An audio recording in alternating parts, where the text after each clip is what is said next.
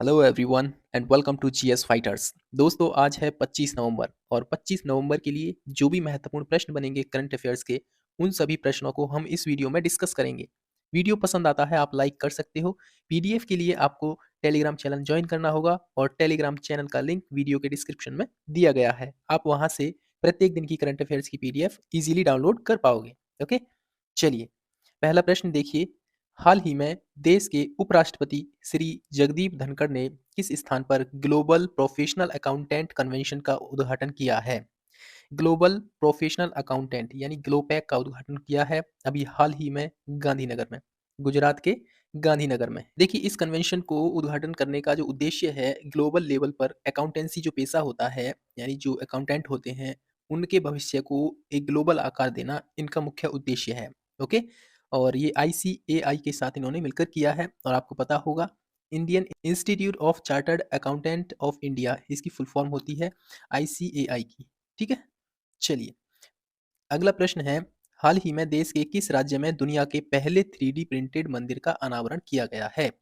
अभी कुछ महीने पहले देश का पहला कमर्शियल बिल्डिंग जो कि डाकघर था बेंगलुरु में, 3D प्रिंटेड जो डाकघर था, ठीक है, बेंगलुरु में उसका उद्घाटन किया गया था।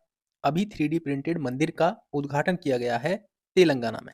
ठीक है, ध्यान रखेंगे तेलंगाना का जो डिस्ट्रिक्ट है वुरुगुपल्ली डिस्ट्रिक्ट है एक, वहां पर इसका जो है अनावरण किया गया है और ये एक शिव मंदिर है।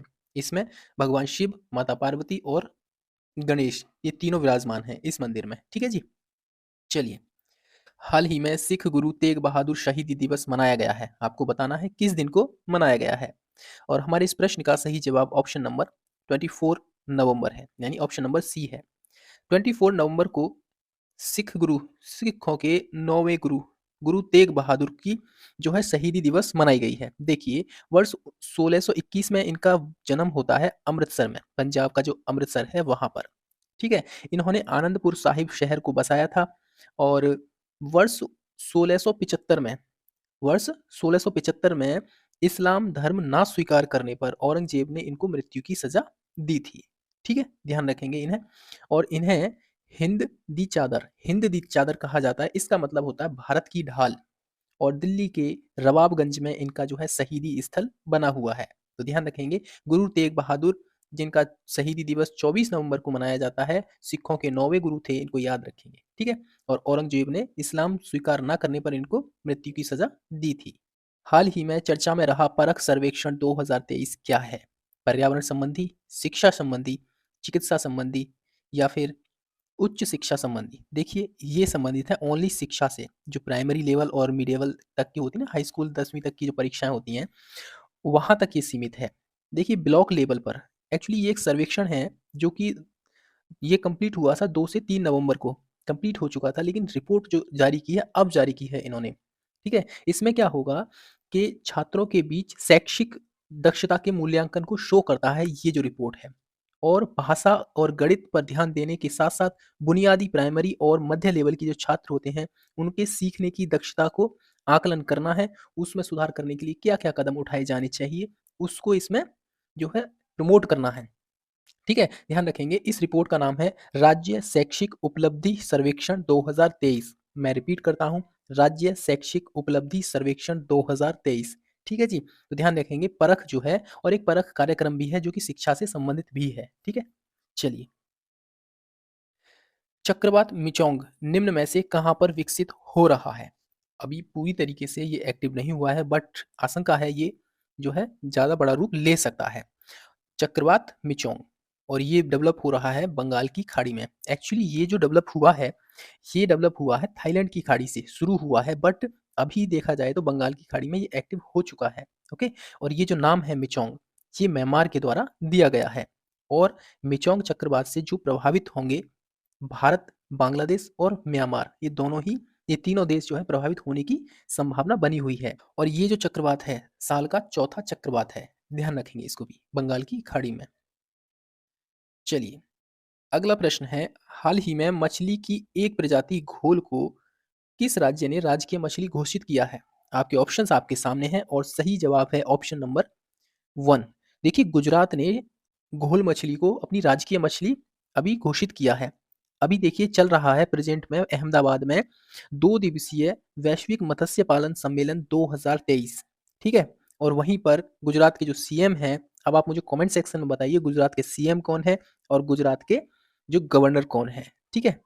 चलिए गुजरात के सीएम तो मैं ही बता देता हूँ, भूपेंद्र भाई पटेल हैं। अब मुझे आप गवर्नर कौन है गुजरात के, इसका जवाब कमेंट सेक्शन में दीजिए। इसी सम्मेलन के दौरान यानी कि 2 दिवसीय वैश्विक मत्स्य पालन सम्मेलन 2023 के दौरान इन्होंने घोल मछली को राजकीय मछली जो है घोषित किया है, ठीक है?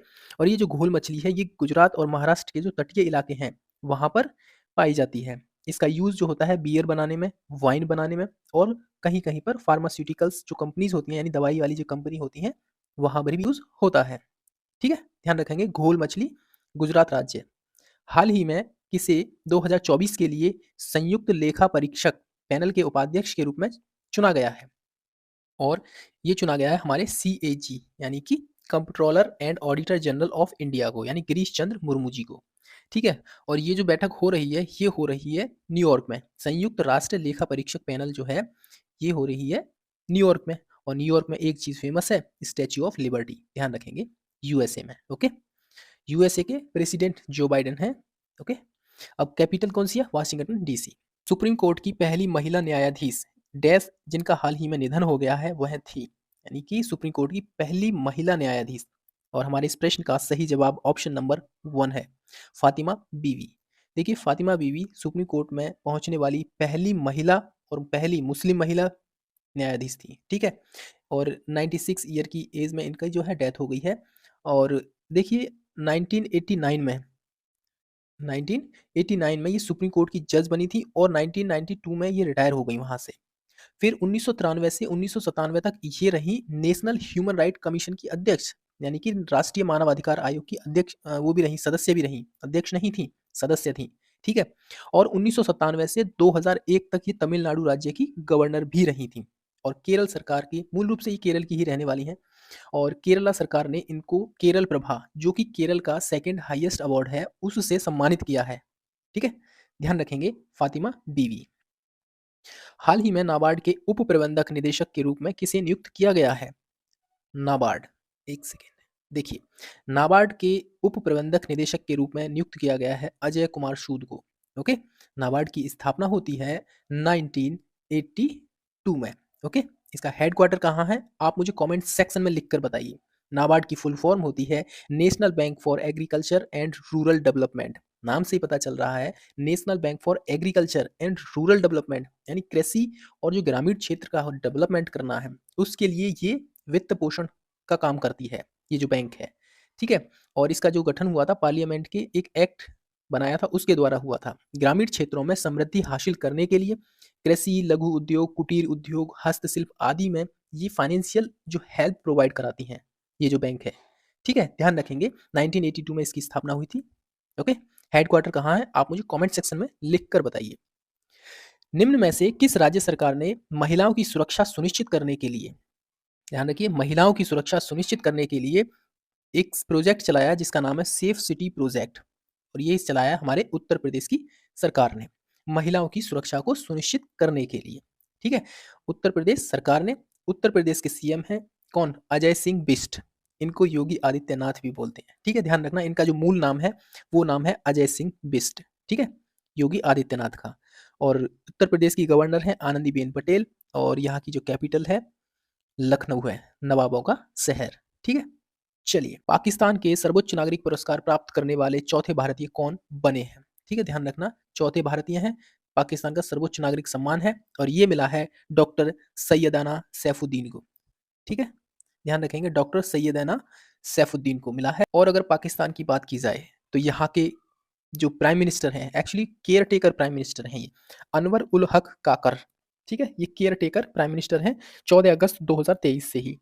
ओके, और यहाँ के प्रेसिडेंट हैं आरिफ अलवी और कैपिटल यहाँ की इस्लामाबाद है, ठीक है? अगला प्रश्न है, हाल ही में निम्न में से किस देश के राज्य पर्यटन मिशन को United Nation World Trade Organisation सूची में शामिल किया गया है? और हमारे इस प्रश्न का सही जवाब ऑप्शन नंबर 1 है, केरल। केरल का जो पर्यटन मिशन है उसको United Nation World Trade Organisation में शामिल किया गया है। केरल के जो सीएम है पिनराई विजयन है और गवर्नर मोहम्मद आरिफ खान है, ठीक है। और केरल में ही देश का सबसे पहला एआई जो स्कूल है, आर्टिफिशियल इंटेलिजेंस स्कूल है, वो खोला गया है। ओके। और डब्ल्यूटीओ की बात करें हम तो इसकी स्थापना होती है 1995 में, ध्यान रखेंगे इसको। और इसने गेट का स्थान लिया था, GATT, ठीक है। इसका स्थान लिया था डब्ल्यूटीओ ने। प्रेजेंट में देखा जाए तो इसकी जो हेड है नोगोंजी ओकोंजो इविएला है। ओके। और डब्ल्यूटीओ में प्रेजेंट में 164 सदस्य देश हैं और इसका जो हेडक्वार्टर है जेनेवा में मिल जाएगा आपको। ओके। चलिए अगला प्रश्न देखिए, प्रश्न तो इतने ही थे बट कुछ फैक्ट हैं और कुछ रिवीजन के लिए पॉइंट्स भी हैं। ठीक है। उत्तर प्रदेश बुंदेलखंड एक्सप्रेसवे बनेगा प्रदेश का पहला सोलर एक्सप्रेसवे। ठीक है। कोलकाता नाइट राइडर्स ने गौतम गंभीर को बनाया अपना नया मेंटर। दुनिया के सबसे बड़े एकल साइट सौर ऊर्जा संयंत्र का उद्घाटन किया गया है यूएई में। देखिए यहाँ पर ये जो प्रश्न होते हैं, ये जो फैक्ट्स होते हैं, ये वो फैक्ट्स होते हैं जो हम किसी वीडियो में डिस्कस कर चुके होते हैं और कुछ नहीं डिस्कस कर चुके होते हैं बट इम्पोर्टेंट होते हैं। जैसे ये वाला हमने डिस्कस नहीं किया तो ये इम्पोर्टेंट है मगर, ठीक है। और ये डिस्कस कर चुके हैं हम। पहले खेलो इंडिया पैरा गेम्स का आयोजन नई दिल्ली में हुआ है, ठीक है, होने वाला है, ठीक। और पंजाबी साहित्य के लिए घाहान पुरस्कार पाने वाली प्रथम महिला बनी है दीप्ति बाबूता। महाराष्ट्र सरकार ने लता मंगेशकर पुरस्कार दिया है सुरेश वाडकर को। 24 नवंबर को मनाया गया 9वें सिख गुरु तेग बहादुर शहीदी दिवस। और सेबी द्वारा investor risk reduction access platform का अनावरण किया गया। विश्व बैंक और बांग्लादेश के मध्य 1.1 बिलियन से अधिक 5 वित्त पोषण समझौतों पर किए हस्ताक्षर। सुप्रीम कोर्ट ने केंद्र सरकार को एससी और एसटी के उचित प्रतिनिधित्व हेतु परिसीमन आयोग के गठन का निर्देश दिया। ओके। तो ये कुछ फैक्ट्स थे और कुछ रिवीजन के लिए फैक्ट्स, ठीक है। चलिए आपको वीडियो कैसा लगा है आप अपनी राय जरूर कमेंट सेक्शन में दीजिए। अगर वीडियो पसंद आया है और चैनल को अभी तक सब्सक्राइब नहीं किया है तो कर लीजिए और वीडियो को जरूर लाइक कीजिए, ठीक है। तो चलिए अपना और अपनों का ख्याल रखिए। फिलहाल जय हिंद जय भारत।